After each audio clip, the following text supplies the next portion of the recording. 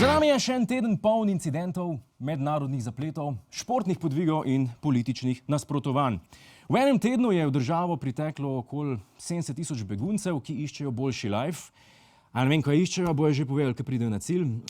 V nedeljo je 30 000 ljudi teklo po Ljubljani v upanju, da bojo njihovi frendi na Facebooku opazili, da so si kupili nove pajkice. Uro smo prestavili nazaj v temo. Naš premier je počasi začel popizdevati. Miro bo vzel sekiro. Princ še vedno noče priznati, da ima fanta. Janša pa išče nove dopisovalce. A se kdo jav? Zanimiv razgiban teden, pejmo lepo počasi po vrsti. Če se spomnite, prejšnji teden smo vam pokazali, kako je BBC-jev dopisnik Guy Delony mirno oznanil širnem svetu, da Slovenija ne sprejema beguncev, da z njimi ravna kot z živalmi in da imamo begunske centre prazne in da oviramo Hrvate pri njihovih humanitarnih trudih. Še enkrat poglejmo posnetke nenajavljenega potniškega vlaka z begunci z hrvaške strani, ki jih je posnel slovenski policijski helikopter. Hrvaški policisti so begunce, ki so izstopili iz vlaka, napotili na nezakonito pot čez Sotlo. Prezeble tujce so rešili slovenski policisti, ki so jih premražene odpeljali v zbirni center. Ja, humanitarni trudi. Prijazno in lepo do beguncev. Izbeglice, stigli smo. Where are we? München. Di Rigonce. Hrvat je že od nekdaj prijazen. Pomaga. Rezultat na koncu pa zmeri isti. Nategnete. Ej, Hrvatje, vi ste za EU osmrtnice na dveh nogah. Niso pa na BBC-ju edini, ki nas, ne vem, iz kakšnih razlogov napadajo. Kristjan Amanpour iz CNN-a je že druga iz mednarodnih vod, ki nas sprašuje popolne neumnosti.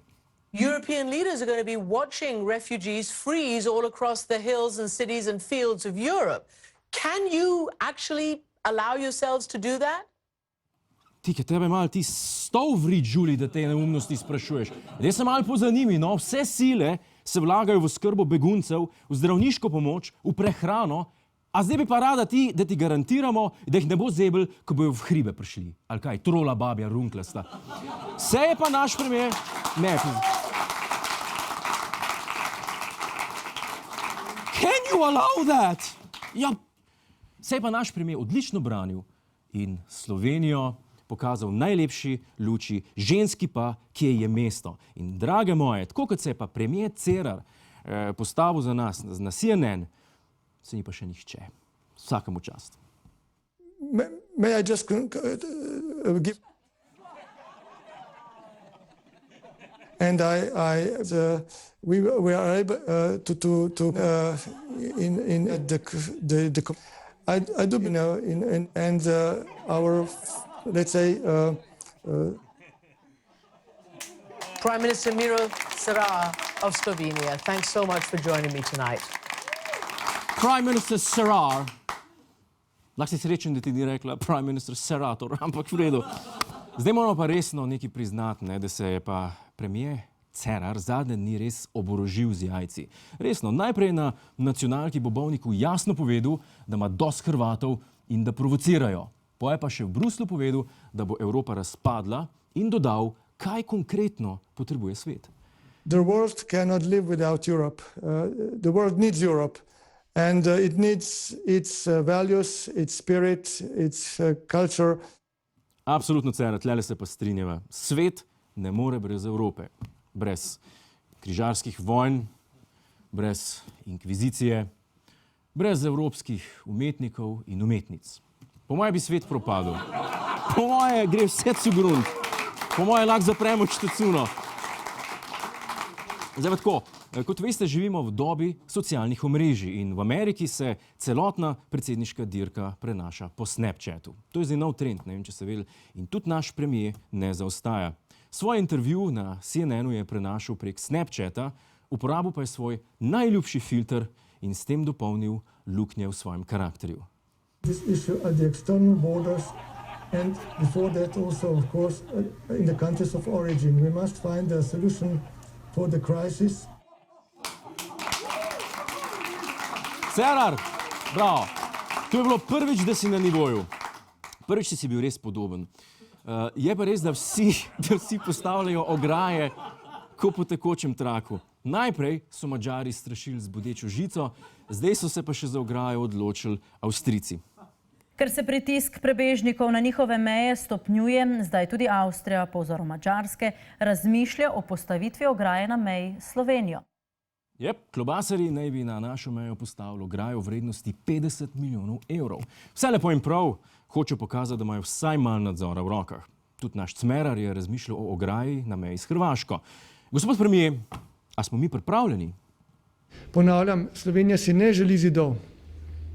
Se ne želi zidov med evropskimi državami, to, da če bo v to prisiljena, je pripravljena že jutri začeti postavljati ustrezne ovire tudi na svoji meji s Hrvaško. A ste videli, a sem rekel, da si je dal fant montirati jajca? Pripravljanje, kilometri ograje so že nekje spravljeni, sam komando je treba dati. Pa državni sekretar na notranjem ministrstvu ve za to?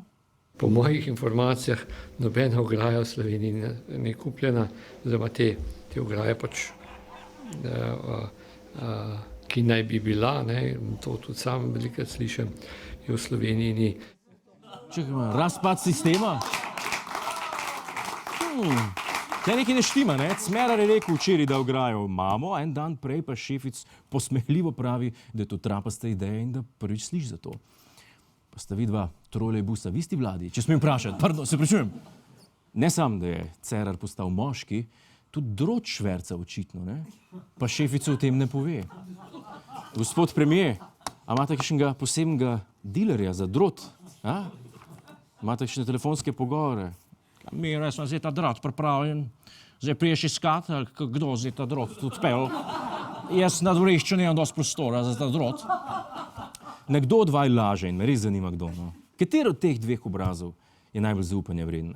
Komu bi dal mačko v varstvo? Čak, to grozno pa spet ni. No? Cerar bi jo v depresijo pahnil, šefic pa bi jo verjetno pojedel. Ne vem, tu ni zmage. V primeru, da ograje nimamo, vam jaz nekaj predlagam. Zakaj ne bi ograje izdelovali kar naši zaporniki? Dvakrat bi profitirali. Zastonj ograja pa še obupnih knjig ne pisali. A ni res? A če se ograjuje Evropa, kaj sledi? A bomo eno ograjo postavili na Trojanah, drugo pa v Bidriji? Bojo Ljubljančani preprečili štajerskim imigrantom, da jim pridejo krasti službe? Štajerci bojo žabarjem preprečili vstop pač zato, ker so žabari. Primorci bojo pa vsem omejili dostop do vikendovih prikolic. Ogromen teorij zarote kroži po spletu, jaz sem pa svojo in verjamem, da je edina prava. Angela Merkel je v Nemčijo povabila vse begunce zato, da bi povečala prihodek tovarnam, ograj in bodečih žic. To je to, dragi moji, nebrzdan pohlep in korupcija. So pa v Dobovi ta teden bojda našli tale zemljevid, s seboj ne bi ga imeli begunci. Na njem pa so označene poti čez Slovenijo, brezplačen Wi-Fi in gore. Predvsem se izogibajo gora, kot kakšnem gospodarju prstov. Sam v gore nekaj so zmaji tam. In jaz le vidim eno tržno nišo. Turistična organizacija Slovenije je bila k beguncem delila kvalitetne zemljevide z vsemi zanimivostmi. Označili bi vse tiste hiše ksenofobov in napisali brezplačno kosilo, pa na tiste hiše tečnih aktivistov bi pa označili, da nudijo zastonj prevoz do Nemčije. A ne bilo to fajn? Hvala za ogled, ne pozabi pa tudi na oddajo Ta teden z Juretom Godlerjem ob četrtkih ob 22. uri na Planet TV.